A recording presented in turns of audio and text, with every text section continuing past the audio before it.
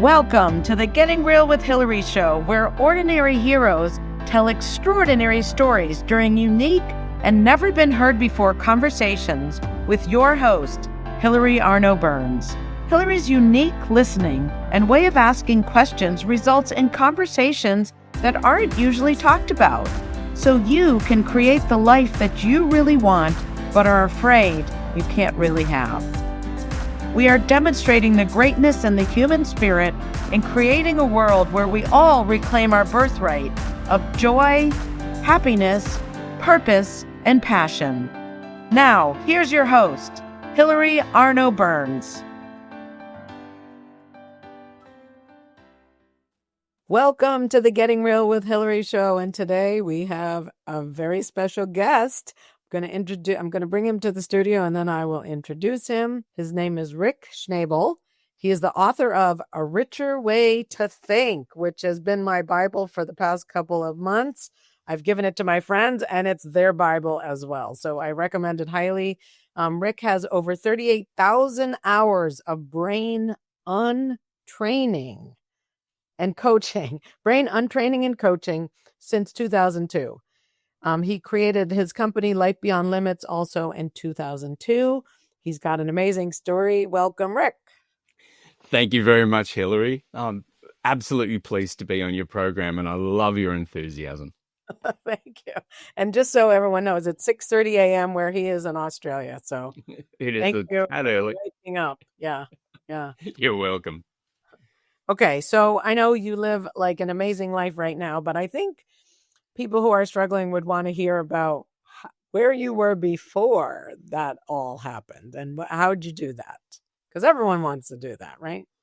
Yeah, well, I think one of the things that I found myself in was I spent a lot of time in libraries. My library card became my best friend when I was very, very young. And, like I was about 7 years old when I got a library card.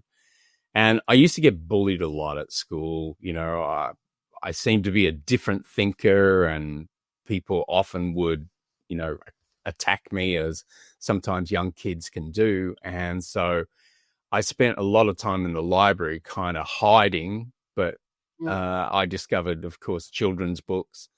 And then I got bored with children's books, and just around the corner, there was the psychology section.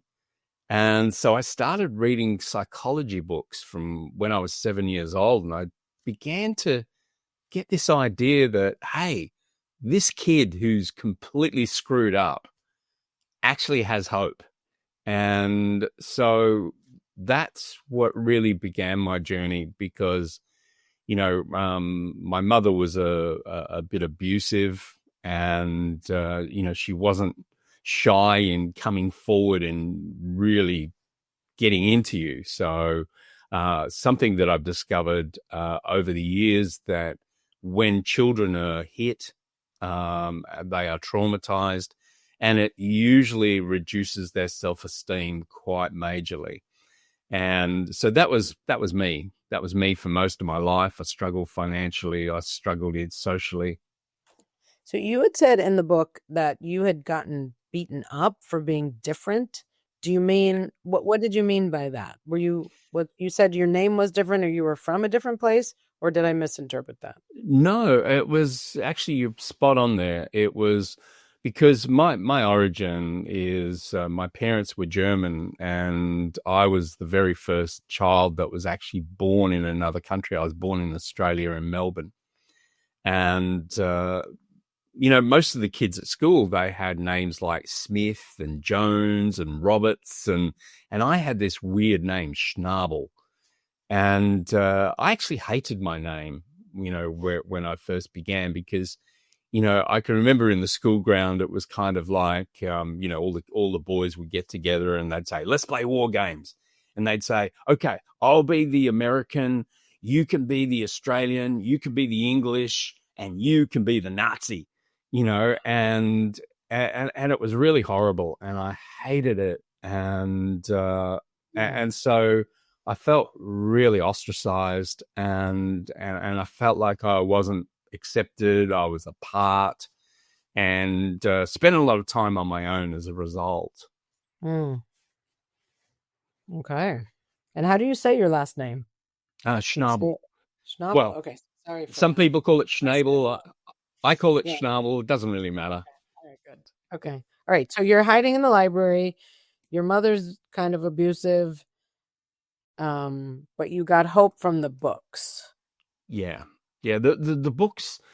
What I love about books is books have this incredible opportunity to kind of open you up, be able to see a different perspective. And I've come to realize that getting a different perspective can completely change your world.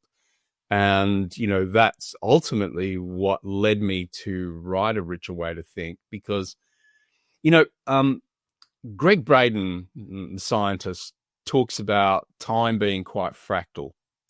So what he means that time is not on a timeline, the past, the present, and the future. Time is fractal. It keeps spinning around, going through cycles. So what happens is it's a little bit like the old LPs when you got a scratch on the record. It goes around and then all of a sudden it hits that scratch and it becomes that annoying point, in the cycle. So life is very much the same. It just keeps showing up the same lessons again and again and again until you learn from it. And we've probably heard the saying, the universe whispers in your ear, tickles you with a feather, and then slams you with a train. And so my life was hitting this same fractal point again and again and again. It usually was around money. My parents had issue with money. I had issue with money. And I struggled financially for most of my life. And then we hit this fractal point in my life when I just got married. We were having our first child, and I hit the worst financial time in my life. My wife said to me, she said, I don't know what's going on, but we've only got $27 in our bank account. And of course, we had all these bills, and I was freaking out. I was incredibly in a really bad place, because I was thinking, here I am as a new father, as a husband, and I can't provide for my family. In fact, if we don't sort this out, we're going to be homeless. And, that all dawned on me, and I began to realize that here we were again, at this fractal point in our lives. And I realized that I had to do something different. Like nothing that I'd tried really worked. So I had to do something different. And what I did is I was working in a sales job at the time. And my belief was that I was the worst salesperson in the company. And the sales director told me so.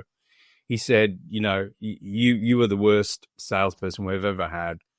And to give you an idea how bad, for 8 months, I had brought in I think it was $1,500.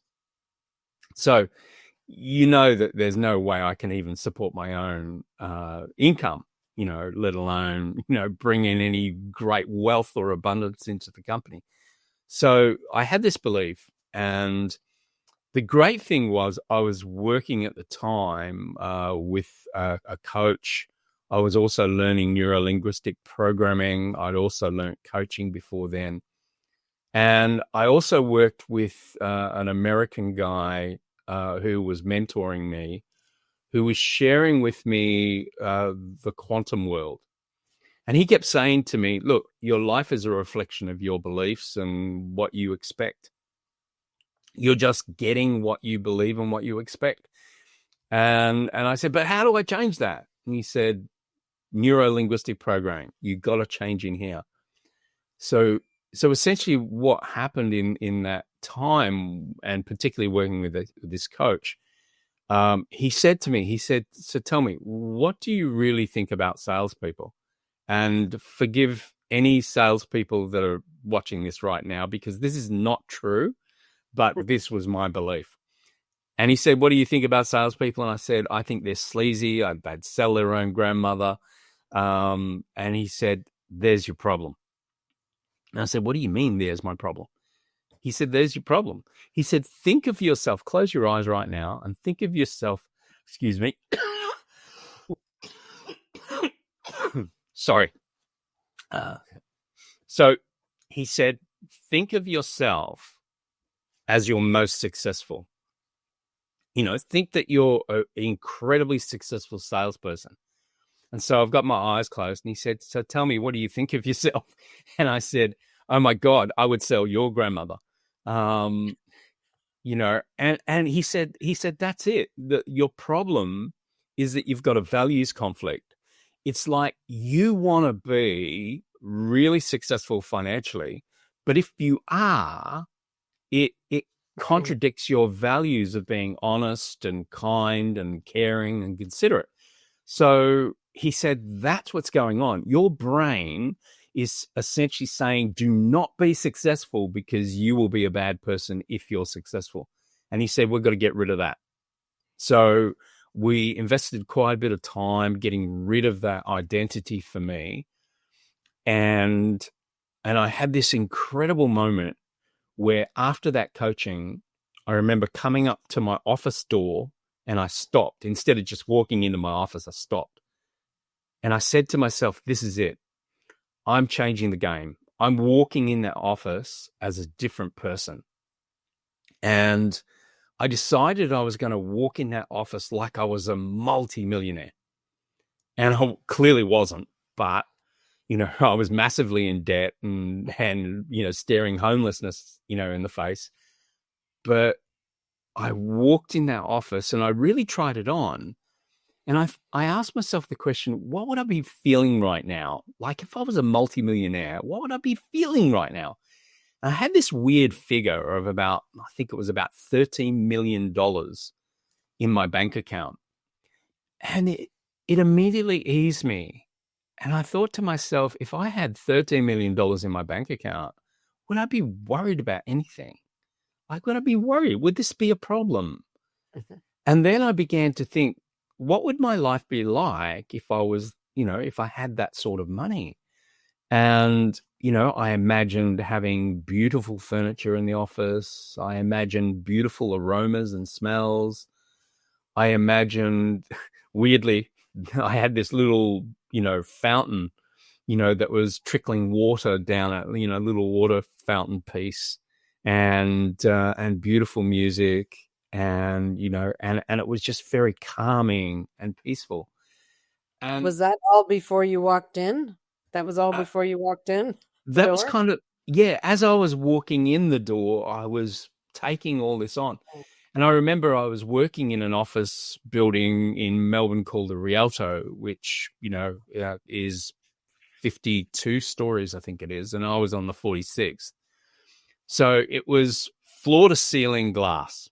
You know, and I just walked up to the glass and I put my hands on the glass and I said to myself, you're a multimillionaire. You're doing really well. Everything is okay. Everything will be okay. And I really calmed myself and I felt like I was in a really good space. I shouldn't have, but I was in a really good space. And what happened was my phone rang and I turned around, I picked up my phone and in that phone call, all of a sudden it's a client giving me an order, which never happened, by the way. You know, well, it only happened once, $1,800, $1,500, whatever it was, you know, chump change. And I was writing down the order. I didn't even know really how to do all this. So I just took the order, wrote it down on a piece of paper. And the amount that I earned in commission from that one order was half a year of what I typically earned in a year. It was half a year's salary. Wow. And just before this, the reason that I was doing so badly was I was paid a retainer for a period of time, And then I was taken off retainer. So I was earning nothing. And all of a sudden I earned half a year's income. And in that moment, I thought to myself, did I create this? Did I make this happen? Was it my thinking, my feeling? What was it that made it happen? Now, according to my mentor at the time, it was I was doing what he suggested I do in order to really change my world. He said the universe at the end of the day does not have a language. No, it's not English. The language of the universe is feeling, and it's vibration. And he said, when you vibrate at the level of consciousness and unconsciousness that really links with the signals that it's vibration meeting vibration, that you can begin to attract all sorts of opportunities into your life. Like every opportunity, every dollar, every gift, every kind word is a vibration. And the thing was that what I did is I decided to do exactly the same thing. So I went through the whole routine again. And this, by the way, wasn't straight after. This was a week later. Nothing happened after that one phone call. And then I did it again. I went through the whole routine again. And the phone rang again, almost about in the same time that it did the first time, from when I got up against the glass. The phone rang again, and I picked up the phone and I took another order. Now, I can't remember which one was slightly higher, but there was only $1,000 in commission difference. And different people from different people? Different people, completely Wow. different clients, but almost exactly the same amount. And I thought to myself, this is fascinating.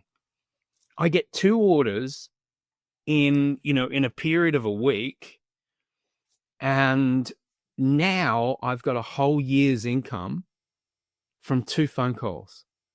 And I'm thinking to myself, this is amazing. This is amazing. But then I felt my old self creeping back in. I felt my old self kind of saying, look, this is a fluke. This isn't going to happen again. Like this is it. This is it. You're never going to be able to replicate this ever again. And I was going, shut up, shut up, stop talking like that. And so I decided to go through the whole process again, but I had this little bit of tension. And I could feel this tension. It was like I was thinking to myself, can I really replicate this? And I kept having to tell myself to shut up, stop that voice. And it took a lot for me to stop that voice. So I recognized that it's not thinking, it's feeling I want to get to. So I thought to myself, remember back when I did it the first time or the second time, either one is fine, but remember back as to how I was feeling. And don't worry about thinking, just concern yourself with feeling. So I allowed myself to feel it. I got there again. It took me longer this time to really get that feeling back again. But then the phone rang again. And so I go to pick it up. But before this, I had a thought. And the thought was, what if even though I've earned half a year's income, which is great, what if even that is a limit? What if even that is a limit? The weird thing, the third phone call that I took and I picked up, I now earned a whole year's salary, which was weird because it was double, the first amount, double the second amount. So what happened was now I had 2 years' income, and this was in a period of 3 weeks. So what I did is a good friend of mine who was also in sales. He basically, we were catching up for lunch every now and then, and I was sharing these experiences with him. And he was fascinated. And he said, okay, let's run through it.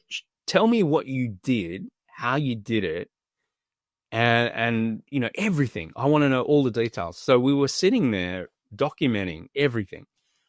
And he said, you know what? I'm going to try this. So he tried it, and he started getting these incredible results in his own world.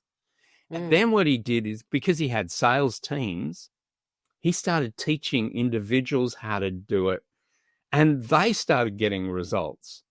So he came to me and he said to me, like, I was in Hawaii at one point, and there was I get this tap on the shoulder, from this stranger, and I turn around, there's this little Asian lady, and she said,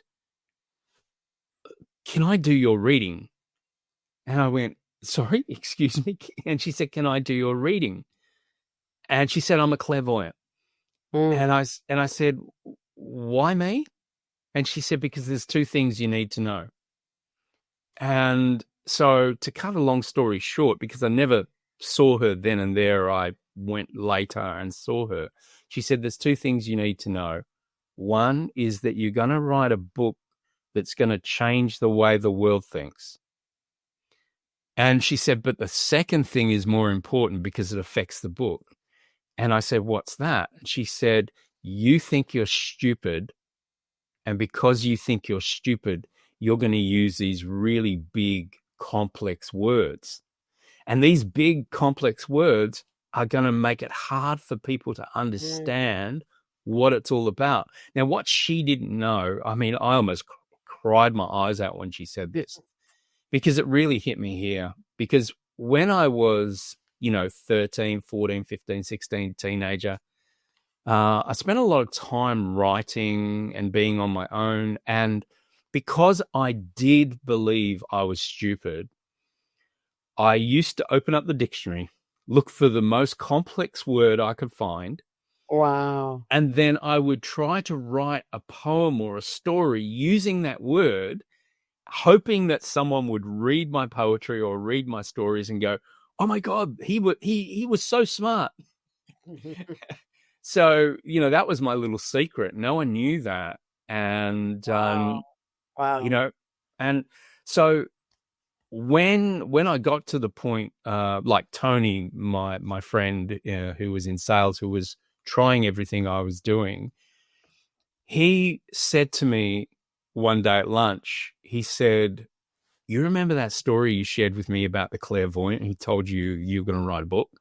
He said, "What if it's this? What if it's this?" Oh, wait, when was that? When was the Hawaii? Like years before? Years. It was about 8 years before. Yeah. Oh, Yeah. so you didn't Well, even know this stuff then. no.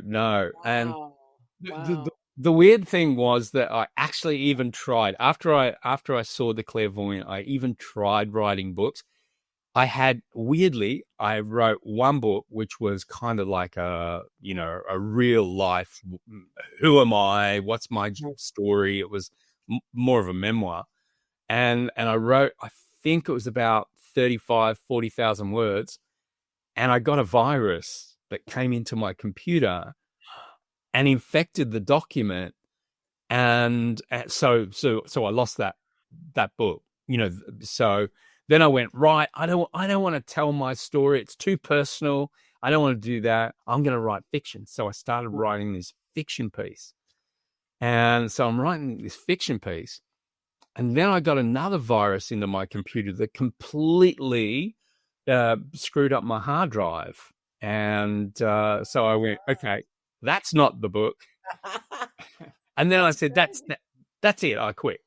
I'm not writing a book. Of course, now I've written 6. But the thing is that Tony really inspired me. He said, "I'll help you. I'll interview you, and I'll get out of you how you did this." And he said, "We want to write this book so someone can read this book and it can open up ways."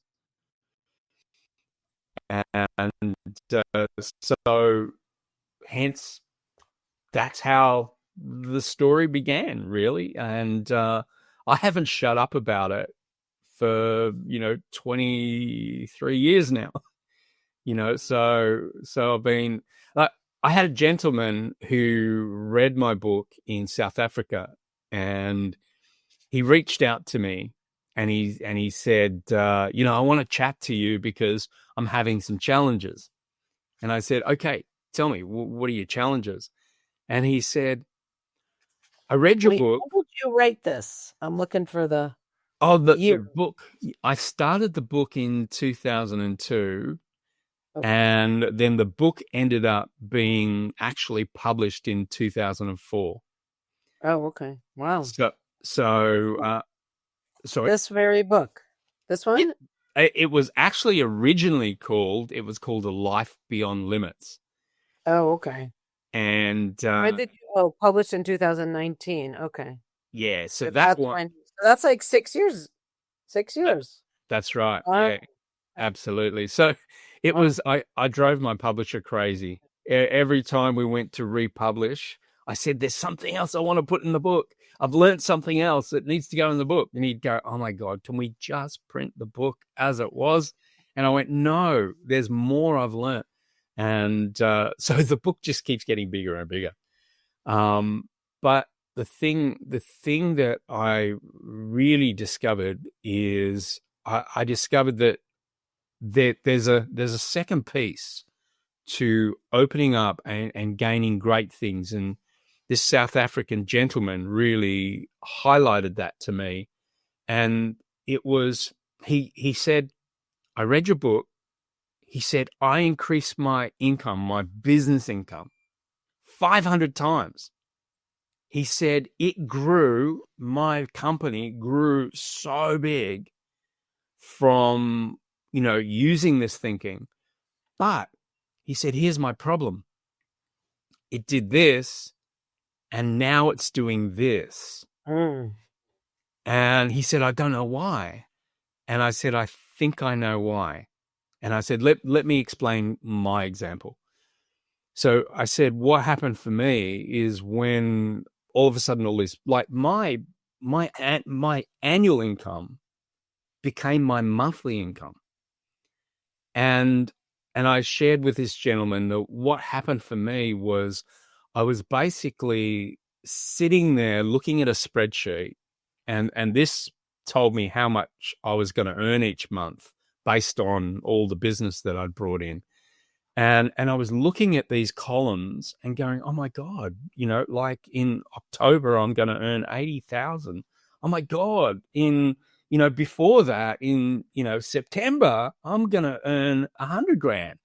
And I was looking at all of these amounts, and I said to this gentleman, I felt bad.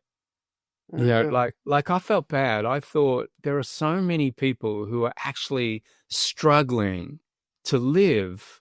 There are so many homeless people. There are so many people who are really, really got a tough life. And it made me feel guilty. And it made me feel like I was almost doing something illegal. Like, this wasn't right.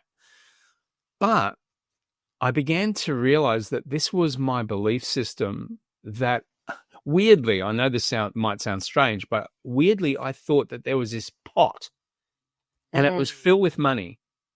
And whenever I put my hand in and took money out, someone missed out.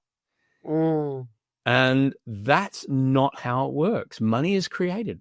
Money is just a creation. That's all it is. You create a new idea, you could create new money. And so I said, how did you figure that out from your, like, was that the NLP? Like, how did you? Yeah, that was the NLP. If you think about it, what we've got belief systems. Belief systems are like on or off buttons. So in other words, if you believe that you can earn big income, then you will do what you need to do or take up opportunities that can earn big income. But if you believe that you can't earn big income, then you'll probably just keep doing what you're doing and you won't try anything new. You'll think, oh, it's too risky. I can't do that. and you'll put barriers, buffers on your earning potential. So the thing that you've got to do is you've got to think about your belief systems, and you've got to really challenge your own belief systems, because people don't always get what they need. They hardly get what they want, but they almost always get what they expect. So that's our belief system. And so you've got to really check in with yourself. What do I really believe about the world and how it works, and money, and my ability to earn it, or my ability not to earn it, whatever it might be. But the thing that we humans love to have predictability. You know, we love knowing that we're going to earn. It might not be a lot, but we know we're going to earn it next week. So, you know, we go paycheck to paycheck to paycheck, you know, expecting to earn what we earn. So, you know, Maxwell Maltz said that we have a cybernetic system. It's like a thermostat. When we earn too much, we get uncomfortable. When we earn less than we normally earn, we get uncomfortable. So we get in that comfort zone, and we bounce around in that comfort zone. But to earn more, there is usually a level of discomfort that we have to get comfortable with. You know, you've got to get comfortable with discomfort. And really, if you think about it, discomfort is just a metaphor. But we act as if it's real. We act as if discomfort is really discomfort, when it's no different to when you fold your arms. My left arm goes over my right. For some people, their right arm goes over their left. Now, when I decide to change my arms and I go left over or right over left instead of left over right, it feels what most people would describe as uncomfortable. It's not uncomfortable. It's just different. That's all it is. So we've got to get this out of our head, these ideas of discomfort, these ideas that change is hard, you know, and all of these sorts of things, because your whole world can do a complete 180 with different perceptions. So that's what we're really talking about here. We're talking about different perceptions. And the brain itself, by the way, does not own you. You own your brain. There's a spirit within you that actually uses this thing called a body to be able to manifest the world that it expects. So the thing that we've got to do is, if we want a different result, we've got to expect a different result. And we've got to ask, who do I have to become? You know, who do I actually have to become? Now, if you think about it, in neurolinguistic programming, I learned this idea that essentially we are the net result of all of this, what we call the submodalities of our thinking. So in other words, when I see myself earning money, I see a picture. It's not so much important about what picture you get, but it's important about what are the submodalities of that picture. So for some people, the picture will be framed. For other people, the picture will be, you know, panoramic. For some people, the picture will be really small, like a postage stamp. For other people, the picture will be really big. But it's not just the pictures. It's also how you feel. So in other words, when you see the picture, the question is, where do you feel it in your body? You know, like if you see a picture of yourself being wealthy, and instead of that picture being in your heart, the picture is in your gut and it ties your gut up in a knot, well, then what you've got is you've got a negative kinesthetic, a negative K in the context of your income potential. And so humans, we don't like having our gut all twisted up. So what we'll do is we'll go, let go of that idea. Let go of that idea. Just accept that you're never, ever going to be wealthy, or just accept that you're never, ever going to make a lot of money, because who wants a twisted gut? Mm. So Right, Rick, we have to, I'm writing that down so we know the cue. We'll be right back. We have to take a break for a message from our sponsor. All right, and we'll be right back.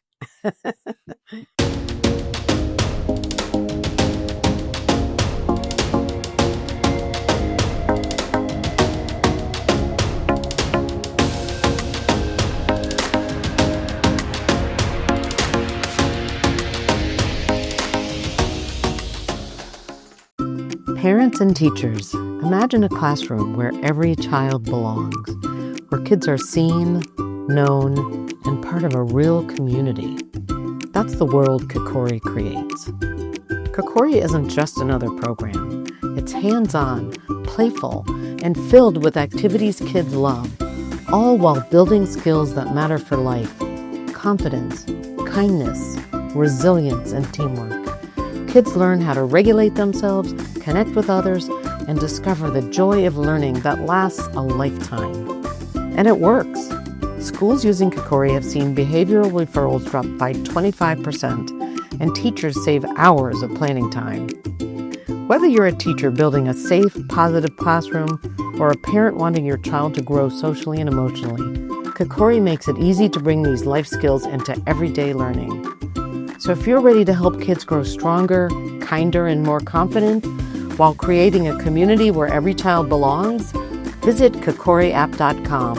That's KIKORI, where kids thrive together.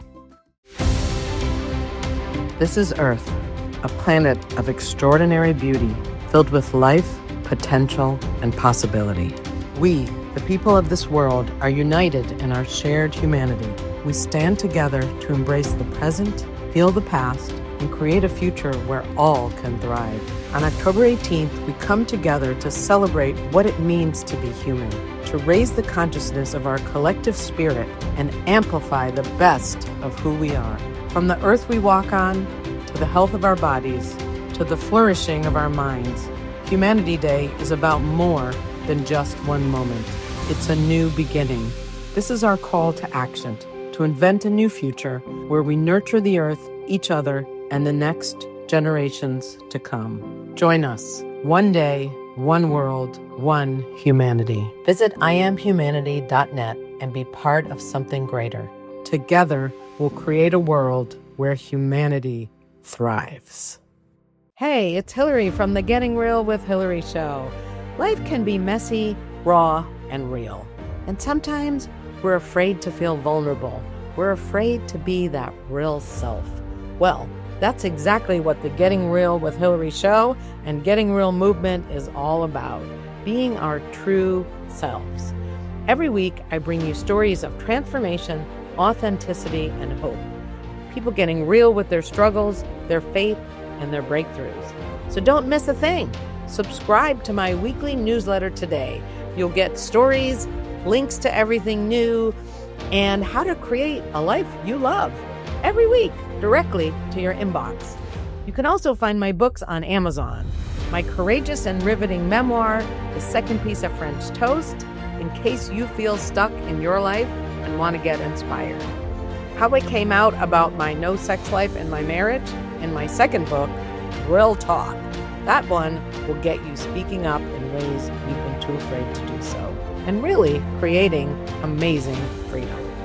And my third book, How to Stop Fixing Yourself and Start Having Fun, the name is called Your Bullshit is Your Blessing. Find links to everything and subscribe to my YouTube channel, Getting Real with Hilary, and you'll find the links in the header. So, visit, and you can also visit gettingrealwithhilary.com, because the real you is worth it and wants to come out.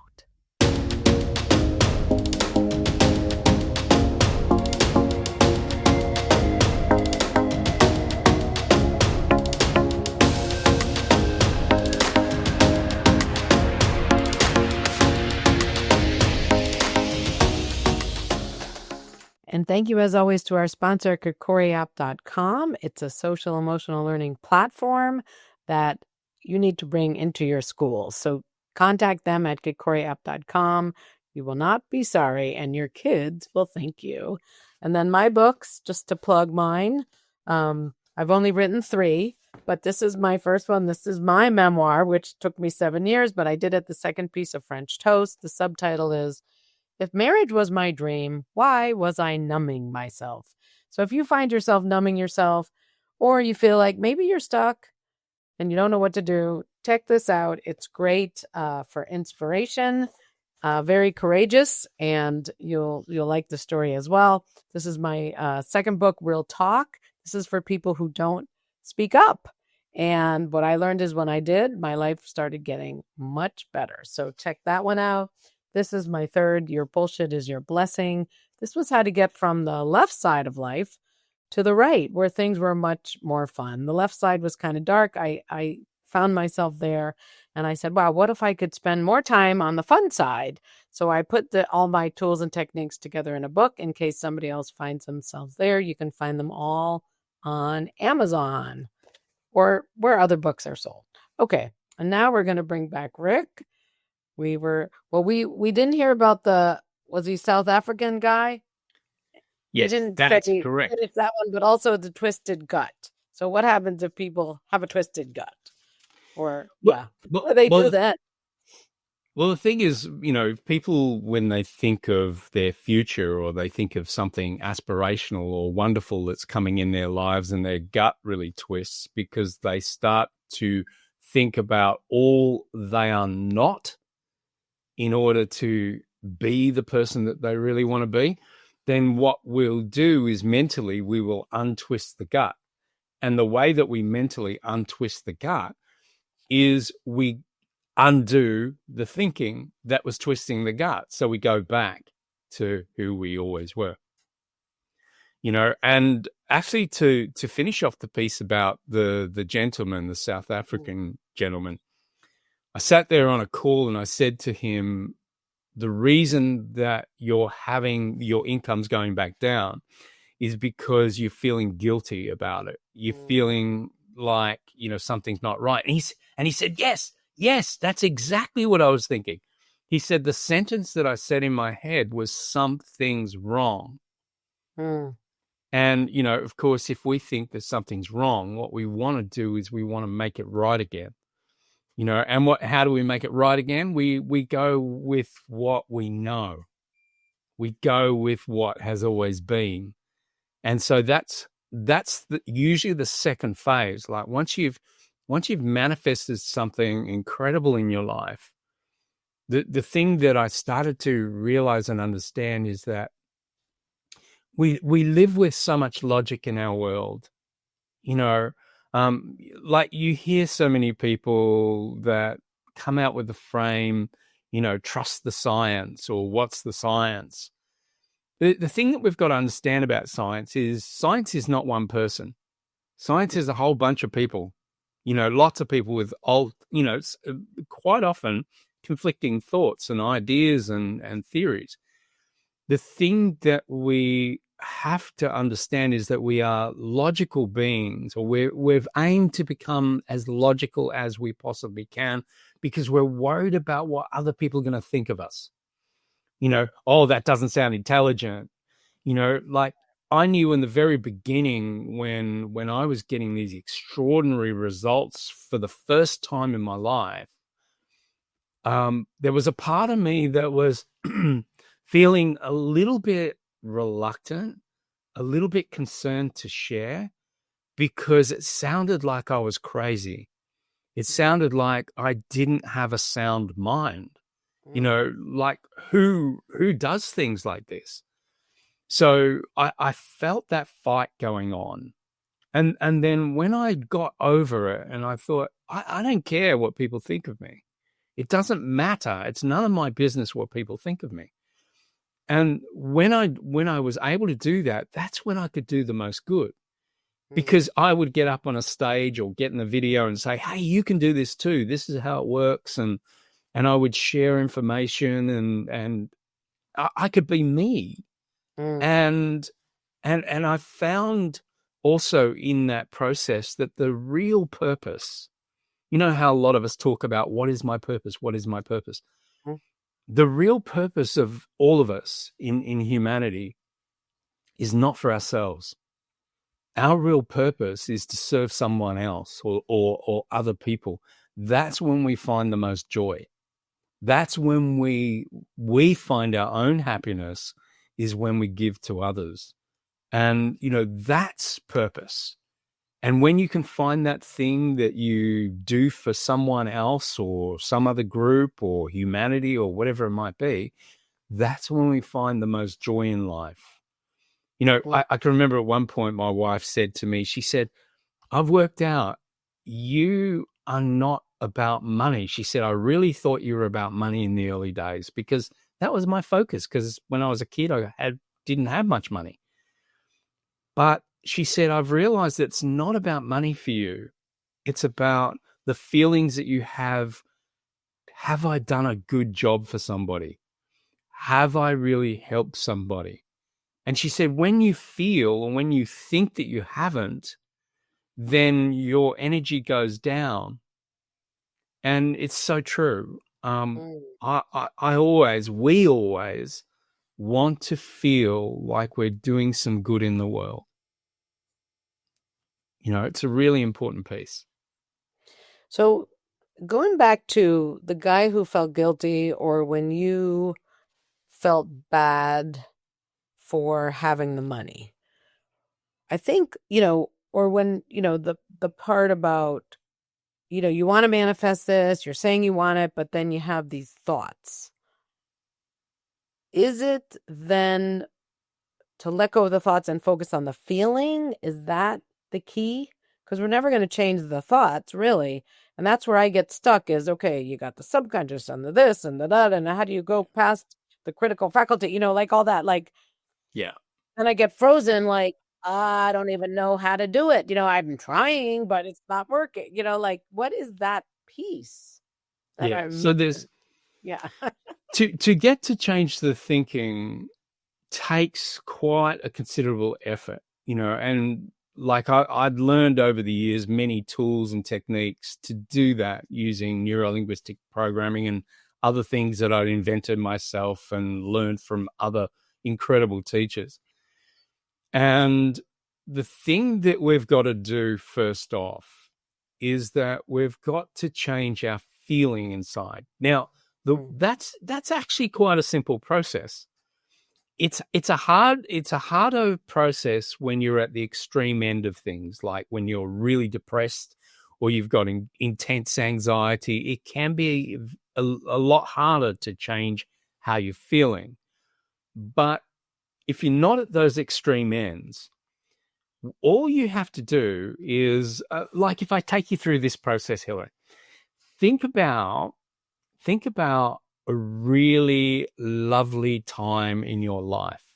Like, think about a really lovely time in your life. Pick any one, just one moment in your life. Can you pick a time in your life that was really lovely? Yeah. Okay. So close your eyes if you don't mind. Okay. And go back to that time and see it. See it in your mind's eye. Recall it. Like, it's like you're there again and you're looking through your own eyes and you can start to see what was happening. Now, remember the sounds. Remember what was going on. Maybe it was you were out in nature, you could hear some birds twittering. Maybe you're in the office and you can hear some murmuring of people talking. And remember the sounds. Now, as you see this picture or movie and hear these sounds, begin to think about where you have stored this in your body. Where do you feel it when you think of this wonderful time? Right here. Okay. So just feel it again there. Now, notice as you're seeing this picture, hearing these sounds, feeling this feeling, something's shifting in your body. You're starting to feel maybe a higher level of joy, or how would you describe it? What are you feeling? Yeah, like joy, like happiness. Yeah. Happiness. Can you hear how your voice is calmed? Yeah. So now you are manifesting through that state. Mm. You've got this joy state, and you're talking really calmly, very gently, and you sound like you're in a good place. I So feel peaceful.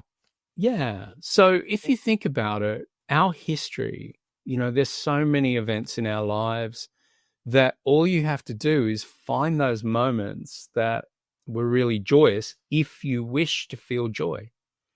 If you wish to feel empathy, you find moments of empathy, times that you really felt empathetic to someone's circumstance, or if you want to feel a level of excitement, or you want to feel a rush of excitement, remember times in your life where you felt that, and then go through what we call the visual, auditory, and kinesthetics. So the visual, the picture, the auditories are the sounds, equally the sounds in our heads, what we were saying to ourselves around those times. And then the kinesthetics, note where you're feeling it in your body. And sometimes you'll feel it in some really strange spots. Like you might feel a particular feeling that might be in your sternum or in your heart. They're not strange spots, but you might feel it here, on top of your right or your left shoulder. Wow. And so it's a little bit like, and there's been so many people who have written books and understood these concepts that thoughts typically target parts in our bodies. Like at the extreme end, the worst end, people who are really angry usually have issues with their heart. Like anger can attack the heart. So conversely, good feelings, joy, and things like that can actually heal the body. And, there was a period. It's not about, like when you were thinking, if I was thinking about, okay, being, like you were doing the 13 million and walk, it's not about thinking about it. It's really what you did to get the, when you got the phone call, you were feeling it. You weren't thinking, how am I going to do this? Or, you don't deserve it. You weren't thinking at all. You were in the seeing, hearing, and feeling. Yes, absolutely. So it's not stopping the thinking. It's just really doing something other than that. Right. Yeah. Because where I get caught up and we have about 6 minutes left, so sorry to interrupt you, but I want to be able to ask you this. When you have the because this is the part that I got stuck on. So let's just say the $13 million, but inside I think, well, you can't, or you don't know how, or whatever. Like I was so afraid that I was going to block what I was trying for because of those beliefs. But I think what you're saying is they'll be there. Who cares? But just do the feeling. The feeling is what, I don't know if it's tricking the subconscious or tricking it to have it manifested. You know what I mean? I was getting stuck in the thinking, I think. Yeah. And this is where the large majority of people do get stuck. Yeah. Because I can see, and we have like a minute and a half, so I want you to be able to wrap up. But yeah, I'm trying to think it to happen, and that's not the right place instead of feeling. So thank you. That is cool. Thank you. That's like awesome. the ticket out of the struggle, right?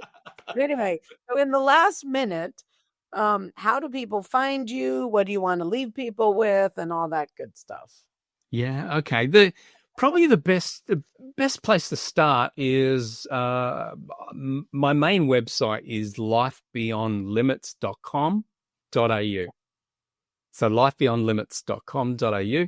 That's a perfect place to start because there's resources there, there's courses, there's coaching, there's books, there's all sorts of things. And that's probably the best place to start because it's kind of like a journey. What we've got to kind of work out is, what do I do next? That's me back in my logic again. What do I do next? Let go of that and just feel your way. Just kind of follow your intuition.